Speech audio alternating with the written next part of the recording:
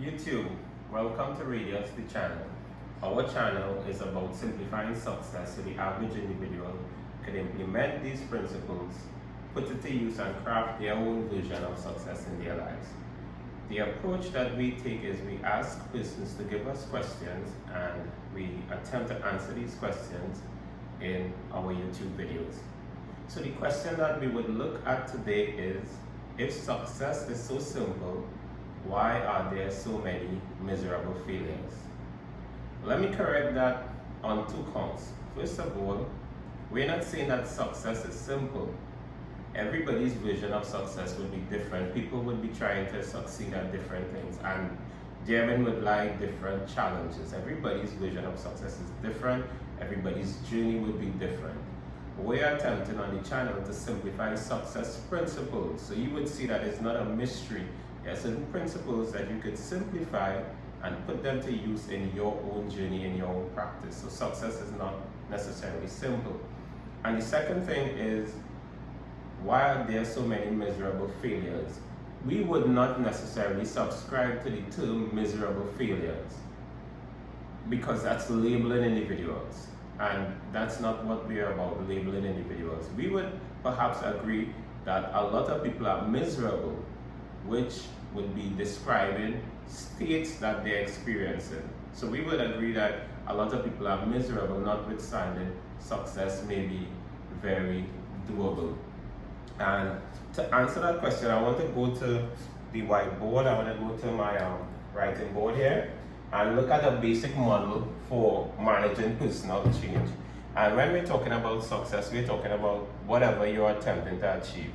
And a basic model for managing personal change talks about pre-contemplation. Now I hope you could understand my handwriting. Pre-contemplation. Second phase is contemplation. Preparation. Action. And maintenance.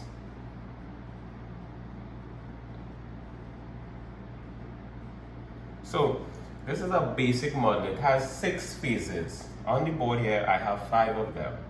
Now, the pre-contemplation phase is where we're not thinking about making any changes. We're not contemplating making changes.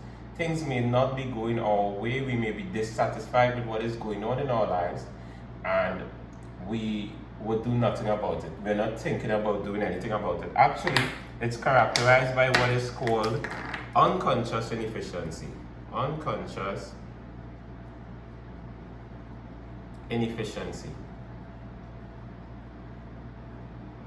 Some people call it an unconscious incompetent. We are incompetent and we are unconscious. We are not aware of those things that are causing us to struggle. So we don't know and we don't know, and we're in a pre-contemplation phase. So let's take, for example, somebody who decides to go back to school and get their qualifications. When they go back to school, they may be struggling in academia. They may be struggling with their schoolwork. And they're struggling. They're not thinking about doing things differently because they're just thinking that schoolwork is hard. They're not necessarily thinking that they are doing the wrong things. They are unconscious incompetent. Good? And that's the pre-contemplation phase. There are a lot of people, a lot of us in the pre-contemplation phase where we are not thinking about making any improvement in our lives, whether it's in our financial situation, our weight management situation, in our intellectual well-being situation. There are a lot of us not thinking about making changes. So we're in the pre-contemplation phase. But there may come a time when you decide, you know what, enough is enough. I really need to make some kind of improvement. You may see a video on TV, you may see a YouTube video like this, you may have a conversation with a friend, and you may make a decision, you know what, I can do better. So you move from pre-contemplation to contemplation. You now begin to think about, my life could be different if I do these things. My life could be different if and you begin to pay attention to what other people might be doing to get decent results, and ask yourself, if I implement these, maybe I too can get some decent results. So you move from pre-contemplation to contemplation, and contemplation is kind of like you are now a conscious incompetent. You are conscious inefficiency. You are now aware of the things that you are doing wrong. You are now aware that you could do a lot better to get a lot better results. Now, some people live here. They live their entire life here because they're ambivalent. Should I go forward or should I stay here? Do I have what it takes or do I not have what it takes? Some people never move from this point here. One of the ways we can move from this point is by asking yourself the question, what's the cost of inaction? What's the cost of doing nothing? If I am doing poorly in my academics and I do nothing about it, how would my future be? If my weight is, I'm gaining weight and I'm not satisfied with that, what's the cost of inaction? If I continue to gain weight, I could become obese and have lifestyle diseases. If I continue to gain weight, I could not be satisfied with my physical appearance and it could threaten my self-esteem. So what's the cost of doing nothing? Versus what's the rewards for taking action? If I do those things that I know I should do to improve my academics, how would my life be in the future? If I do those things that I know I can do to improve my weight, how would my life be in the future? If I do those things that I know I can do to improve my finances, how would my life be in the future? So you're in the contemplation phase and you're wondering, should I not? Should I not? Once you get past this phase, pre-contemplation and contemplation, where a lot of people don't get past because we just keep hemming and hawing, it's called analysis paralysis. We just analyze the situation and we're paralyzed right there. A lot of us don't get past that. But if we do, we progress to the preparation phase. And in the preparation phase, we now begin to set goals, set smart outcome goals. I did a video called Setting Smart Goals. If you haven't seen that video, you could probably go check it out. Once we reach the preparation stage, we set goals. We set SMART goals, specific, measurable, achievable, realistic, and time-bound goals. And we look at everything that we're required to do. Do we need to make small changes, medium-sized changes, large changes? Do we need to change the persons we spend time with? Do we need to change the way we use our time? Do we need to change our environment?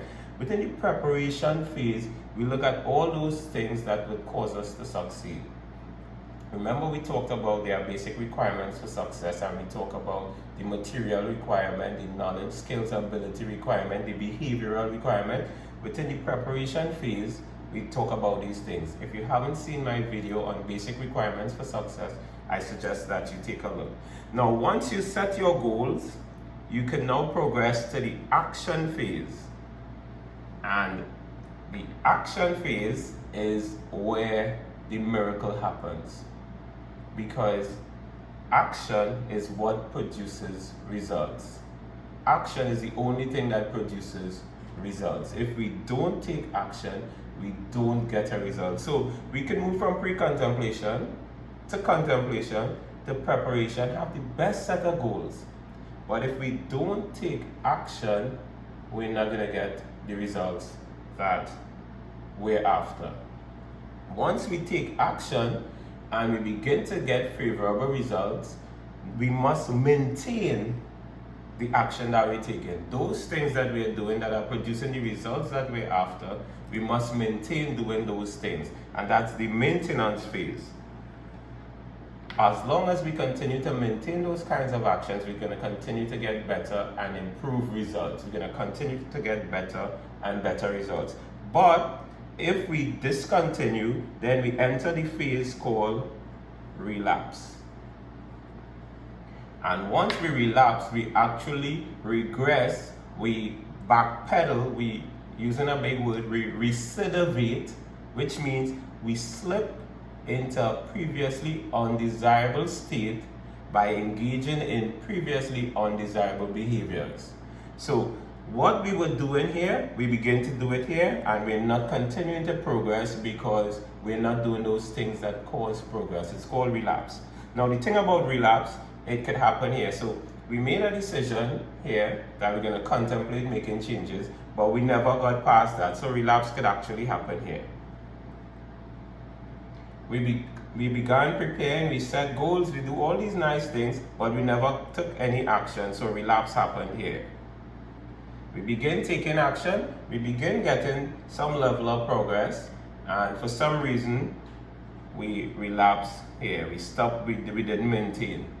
So the question is, if success is so simple, why we have so many miserable failures? And I dealt with the question in terms of how it was worded, but to say this, we have a lot of people that are miserable because some people are in the pre-contemplation phase, where they think life is just hard, life is just a struggle, where they blame others, they blame the economy, they blame their friends, they blame the education system, they blame the foods that are available, they blame their families. They're in a blame stage, and blaming would not produce any results that we're after. Making excuses will not produce any results that we're after. It doesn't matter how carefully we articulate the excuse or how believable it is. The truth about excuses is that they get us no closer to the goals that we set ourselves. So a lot of people in the pre-contemplation phase, and that is why they appear to be miserable. And then some people are in the contemplation phase, and they're just there, and it's misery. I know I can do better, but I'm doing nothing. I know I can do better, but I'm doing nothing. And that's a miserable place to be. And they progress. Some people may progress to the preparation phase, where they're planning and preparing and trying to get everything right. And perhaps there's no right time. Perhaps there will never be the perfect time. If you're in the preparation phase, just do something. Take action. Once you're in the action phase, you will not be miserable because you will be motivated by the actions that you are taking. And of course, once you're getting the results that you want, you just need to maintain. At all costs, you maintain what you're doing, what is producing the desirable results. And of course, relapse is the phase that we should avoid by all means, by every possible means, try to avoid the state or the phase of relapse. So the question was, why we have so many persons being miserable if success is so simple? We agree that success is not simple. It's dependent on what you want, what's your version of success. We agree that if you are not thinking about making any changes, that you're not going to succeed. If you're just thinking about it and you do nothing, you're not going to succeed. If you're creating the excellent plans and not taking action, you're not going to succeed. If you take action and you stop before the miracle happens, you're still going to be miserable. Kind of like somebody decided to go in a gym and they start doing the work in a gym, and after about 6 weeks they discontinue, when it might have required about 12 weeks or so to begin to get the results that they were after. Once you're taking the right action and you discontinue, you're not going to get the results you want. Maintenance is the only thing. Taking the right action and maintaining that action over the long term is what would extricate you or take you out of the difficult situation that you find yourself in. So I hope this video was useful. If you're into videos like this, I strongly recommend that you subscribe. I'd appreciate if you subscribe. We post 2 videos a week, and our videos, we aim to simplify success principles so the average individual can benefit from it. So hope you found this video useful, and see you in the next video.